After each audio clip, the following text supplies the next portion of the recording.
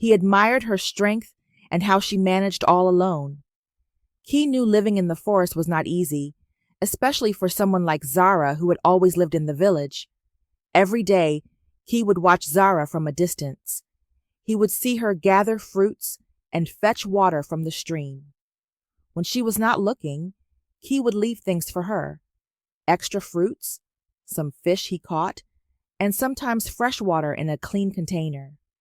He made sure Zara never saw him. Once upon a time, in a small African village, hugged by the arms of nature, there was a girl named Zara. Zara wasn't just any girl. She was like the morning sun, brightening everything around her. Her beauty was so rare, it made the birds sing louder and the flowers bloom brighter.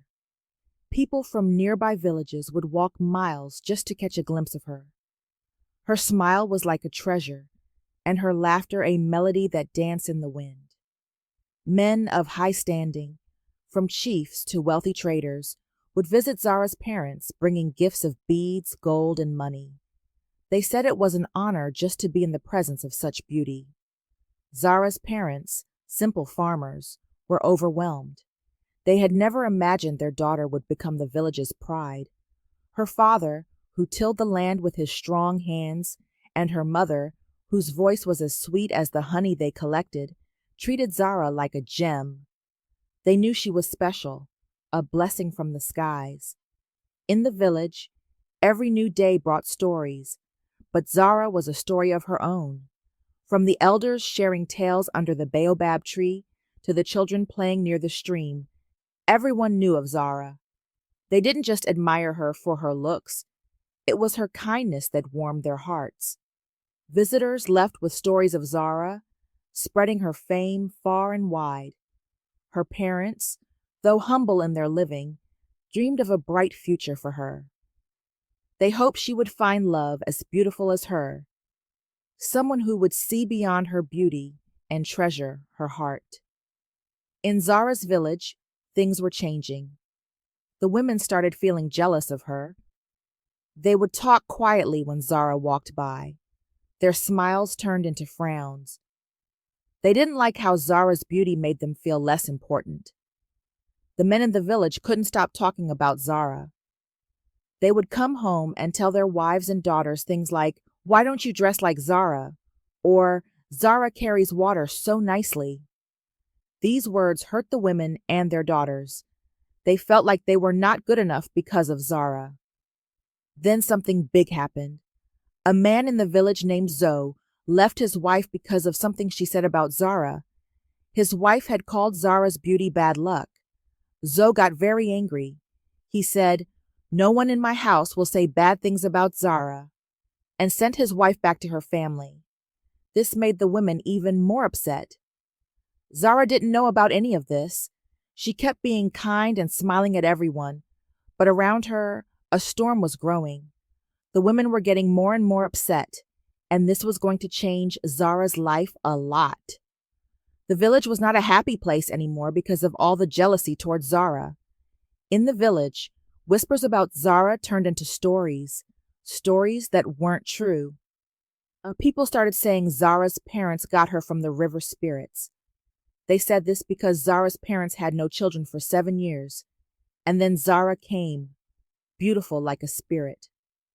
These stories spread from one hut to another, growing wilder like a fire. The women, their hearts heavy with envy, started to plan against Zara. They met in secret places where no one could hear them. "We must do something about Zara," they said. "She has taken away our peace." They thought of ways to make Zara leave the village. One day, they came up with a plan. They decided to put something in Zara's food, something that would make her sick. They thought, if Zara is gone, our husbands will look at us again and our daughters will be noticed. They asked one of Zara's friends to help them, telling her lies about Zara. Her friend, believing these lies, agreed. She put the harmful thing in Zara's food, but luck was on Zara's side. As Zara sat down to eat, she knocked the bowl by mistake. The food spilled on the ground. A hen came and pecked at it, and by the next morning, the hen was dead. Zara never knew about this. She thought it was just an accident. But in the village, the women were shocked. Their plan had failed. They knew they had to be more careful next time. The village was turning into a place of dark plans and secrets. Zara, still unaware of all this, continued to live her life. But around her, the air was getting thick with plots and whispers. The women were not going to stop. They wanted Zara gone, no matter what it took. Zara began to feel a change in the air. She started feeling lonely. People in the village who used to smile at her now looked away when she walked by. They stopped talking and whispered instead. Zara felt like she was all by herself, like a lone tree in a big field. She saw how the women in the village looked at her. Their eyes were not kind anymore. They looked at her as if she had done something bad. The men still liked her, but now it made her sad, not happy. Her beauty felt like a heavy dress that she couldn't take off. Her friends began to stay away too. When Zara asked them to come over, they would say they were busy. She would sit alone by the river, watching the water and wondering why everyone was acting so differently. Her heart was heavy, like it was full of rocks. The village was not the same for Zara anymore. Every day, the women's whispers and cold stares grew worse. They would glare at her as if she was a bad woman. The air felt heavy with their dislike. Zara could feel their anger wherever she went. It was like walking under a dark cloud that never went away. Zara's parents started to worry. They heard things from other villagers, talk about plans to make Zara leave. Her mother would say, "Be careful, Zara. The village is not safe for you anymore." Her father would look out the window with a frown, his heart troubled. One day, Zara overheard some women talking. They were planning something bad against her. This scared Zara. She realized she couldn't stay in the village any longer. It was too dangerous. That night, she made a tough decision. She decided to leave the village, the only home she had ever known. Early the next morning, before the sun rose, Zara packed a small bag. She took only what she needed, a little food, water, and a blanket. She looked at her parents sleeping peacefully. She didn't want to wake them. She knew they would try to stop her. With tears in her eyes, she left a note. "I will be safe. I love you both." Zara stepped into the cool morning air. She walked away from the village, her heart heavy. She walked for hours, the sun climbing higher in the sky. The village disappeared behind her, and the forest grew thick around her. However, what Zara didn't know was that immediately she left the village, she was being followed by someone. In the village, there was a hunter named Ki. He was known for his bravery and strength. Kak was not just any hunter. He was the most skilled in the village, and many admired him. He was tall and strong, with eyes that saw everything in the forest. Ki had always noticed Zara. He saw her kindness and her gentle heart. He knew about the troubles in the village and how the women treated her. When Zara left the village, Ki decided to follow her. He wanted to make sure she was safe in the forest. Zara found a small clearing. It was peaceful, with birds singing and a little stream. Here, she decided to build a shelter. She found sticks and leaves. She worked hard, building a little hut to keep her safe. It wasn't much, but it was hers. At night, she would listen to the sounds of the forest. It was lonely, but she felt safer than in the village. In the forest, the trees didn't judge her. The birds didn't whisper about her. Here, she was just Zara, and that was enough. Zara's new home was simple. She slept on the ground, covered by her blanket. She ate fruits from the trees and drank water from the stream. Every day she missed her parents, but she knew this was for the best. In the forest, away from the angry eyes and cruel words, Zara found a new kind of peace. She was alone, but she was safe. Kia stayed hidden in the shadows of the trees. He watched over Zara as she built her shelter in the forest. He admired her strength and how she managed all alone. Key knew living in the forest was not easy, especially for someone like Zara, who had always lived in the village. Every day, Key would watch Zara from a distance. He would see her gather fruits and fetch water from the stream. When she was not looking, Key would leave things for her: extra fruits, some fish he caught, and sometimes fresh water in a clean container. He made sure Zara never saw him. He didn't want to scare her or make her think she was not alone. At night, he would stay close to Zara's shelter. He listened to the sounds of the forest, making sure no danger came near her. He felt a deep respect for Zara. He saw how the village had treated her wrongly. He wanted to protect her, even if she didn't know he was there. Key's silent watch over Zara became a part of his daily life. He would go hunting, but he always kept an eye on Zara's shelter. He saw how she adapted to her new life, how she found peace in the forest. Zara never knew about Key's secret. She felt alone in the forest, but she was never truly alone. Key was there, a silent guardian watching from the shadows, making sure the girl with the gentle heart was safe in her new home. Days turned into weeks, and Zara grew used to her life in the forest. She didn't know about Key, the silent protector watching over her. But one day, everything changed. It was a bright morning when Zara spotted a shadow moving. At first she was scared, but then Key stepped into the open. He stood there, tall and strong, with a kind look in his eyes. Zara recognized him from the village. She was surprised, but didn't feel afraid. Key spoke softly. "I have been making sure you are safe. I mean no harm." Zara listened, her heart beating fast. Key told her how he had watched over her, leaving food and water. He explained he did it because he admired her strength and kindness. At first, Zara didn't know what to say. She felt grateful, but also a bit shy. They started talking, and soon they were laughing together. Key showed Zara how to make traps for small animals and which fruits were good to eat. Zara showed Key the shelter she had built and the plants she used for medicine. As days passed, Zara and Key became close. They would walk through the forest together, sharing stories and laughter. Key showed Zara hidden places in the forest, like a waterfall and a meadow full of flowers. Zara showed Key how to weave baskets from the reeds by the stream. In the forest, away from the world, they found solace in each other. Key's strength and Zara's kindness were a perfect match. They both felt a happiness they had never known before. Zara forgot about the loneliness and sadness. With Key, she felt safe and happy. Key, who had always been a loner, found in Zara a gentle heart that understood him. In the quiet of the forest, under the tall trees and the open sky, their bond grew into love. They would sit by the fire at night, talking until the stars filled the sky. Key would tell Zara stories of his hunts, and Zara would share tales from the village. In these moments, they felt like the only two people in the world. Back in the village, things were not going well.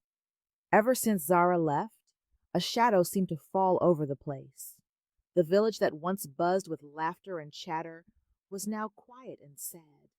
The men who used to visit the village to see Zara stopped coming. The gifts and trade they brought were no more. The village's market, once lively and full of color, now had fewer stalls and fewer customers. The villagers began to feel the pinch. The prosperity that Zara's presence had brought was fading away. The women who had thought their lives would be better without Zara started to feel regret. Their husbands were no longer lively and happy. They missed the good old days when the village was a hub of activity. The children, too, felt the change. Zara used to teach them English, telling them stories and making learning fun. Now they had no one to guide them.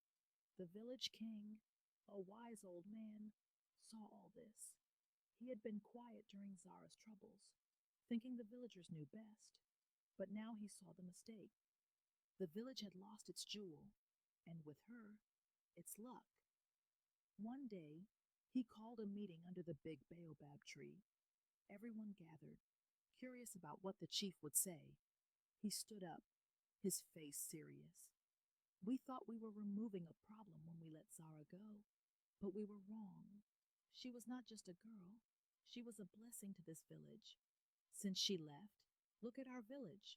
Our market is dying, our children are losing their way, and there is no joy in our hearts. The villagers listened, their heads bowed. They knew the king was right. Zara's beauty had brought visitors and traders. Her kindness had brought joy. Her teaching had brought knowledge. The king continued, "We must bring Zara back. She is part of our village, our heart. Without her, we are not complete." The villagers nodded. They knew what they had to do. They had let jealousy and envy blind them, and now they were paying the price. So the king decided that instead of the men going into the thick forest to bring back Zara, the women, who were the ones who pushed her away, should go and find her. He turned to them and said, "You women were the ones who made her leave due to your jealousy and envy. Now you must bring her back." The women, reluctant at first, agreed, knowing they had a big task ahead. The village, once a place of envy and plots, was now a place of regret and longing. They had lost their jewel, and they needed her back. The chief's words were like a wake-up call. It was time to right the wrong and bring Zara back home. The next morning, a group of women from the village set out on their mission to find Zara.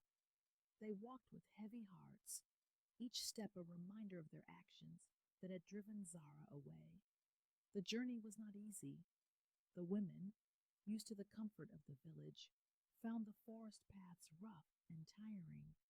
As they walked, they talked. At first, it was just about the task at hand, finding Zara. But as the miles stretched, their conversations turned deeper. They began to share their feelings of guilt and regret. "We never thought it would come to this," one woman said, her voice low. "We were so caught up in our jealousy that we couldn't see the truth." The further they went into the forest, the more they realized how wrong they had been. Zara had been a blessing, not a curse. Her beauty and kindness were something to celebrate, not envy. The hardships of the journey made them reflect on their actions. They missed Zara's laughter and the light she brought to the village. On the third day, as they pushed through a particularly dense part of the forest, they saw a small clearing.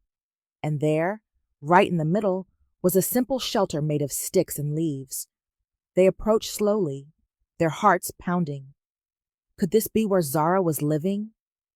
They called out gently, "Zara, it's us, the women from the village." There was a moment of silence, and then Zara appeared. She looked different, stronger and more confident, yet there was a weariness in her eyes. The women saw how Zara had been living. They saw the small fire pit, the woven mats, and the little stream that ran nearby. They realized the courage it had taken for her to survive here all alone. The sight of Zara, both vulnerable and strong in her solitude, moved them deeply. One by one, the women spoke. They apologized for their actions, for the hurt they had caused. "We were wrong, Zara," they said. "The village is not the same without you. We need you to come back." Zara listened, her emotion a mix of surprise, sadness, and a flicker of hope. The women's quest to find her had been a journey of realization and repentance. They had come seeking forgiveness and hoping to bring Zara back to the place that was her true home. The women stood before Zara, their eyes filled with hope and remorse. "Zara, please come back with us," they pleaded. "The village needs you. We were blind to your worth, but now we see. Without you, our village has lost its way." Zara listened, her heart torn. Part of her longed for the familiarity of the village, for her parents, and the life she had left behind. But another part feared returning to the place where she had felt so much pain. She spoke hesitantly. "I don't know if I can come back. I was hurt deeply. How can I be sure things will be different?" The women's faces fell. But they understood her hesitation. They had wronged her, and earning back her trust would not be easy. One of the women stepped forward. Zara, we promise things will change. We have seen the error of our ways. Your beauty is not a curse, but a gift to be treasured. We will make sure no one ever makes you feel unwelcome again. Zara thought for a long moment, the weight of their words sinking in. Finally, she said, "If I return, I do so on one condition. I will be treated with respect, not just as a pretty face, but as a member of the village with my own thoughts and feelings." The women nodded eagerly, agreeing to her terms. "We promise, Zara. You will be respected and honored, not just for your beauty, but for who you are." The agreement was a new beginning, a promise of a better future. The women's sincerity touched Zara, and slowly she began to let go of her fears. She realized that returning could be a chance to heal, not just for herself, but for the entire village. With a mixture of apprehension and hope, Zara agreed to return to the village. The women, relieved and grateful, promised to make her homecoming a joyous one. This was a moment of reconciliation, a step towards mending the broken bond between Zara and her village. The day Zara returned to the village was like the dawn of a new era. She wasn't alone. By her side was Key, the hunter who had watched over her in the forest. The villagers gathered around, their faces bright with smiles and eyes sparkling with joy. They cheered and clapped as Zara and Key walked through the village. It was a celebration of her return, a welcome that was warm and heartfelt. Zara looked around at the familiar faces, now shining with genuine affection and respect. She felt a surge of emotion, realizing how much she had missed her home. The bitterness of the past was replaced by a hopeful future. The village had learned a valuable lesson, and Zara had found her place again among her people. In the days that followed, Zara noticed the change in how she was treated. People listened when she spoke, valuing her opinions and thoughts. Her beauty was still admired, but it was no longer the only thing people saw. They saw Zara, the person, wise and kind-hearted. The village began to thrive again. The market buzzed with activity, children's laughter filled the air, and the sense of community was stronger than ever. Zara, with her experiences and lessons from the forest, contributed to the village in new ways. She started teaching the children again, infusing new life into their learning.